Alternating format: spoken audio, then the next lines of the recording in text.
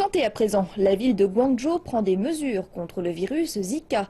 En effet, 2 personnes y ont été diagnostiquées comme étant porteuses du virus. Guangzhou est en état d'alerte.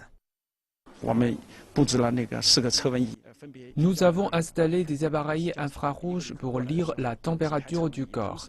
Ils ciblent différentes positions du visage pour ne pas manquer un cas de fièvre. Guangzhou est un hub commercial et un centre d'échange entre la Chine et l'Amérique latine, où sévit justement le virus Zika. Des précautions sont prises pour vérifier la température des passagers qui passent par l'aéroport de la ville. Les cas suspects seront examinés plus avant. Après avoir envoyé des échantillons de sang, nous allons informer le centre d'urgence pour qu'il transfère le patient et le place en isolation pour traitement.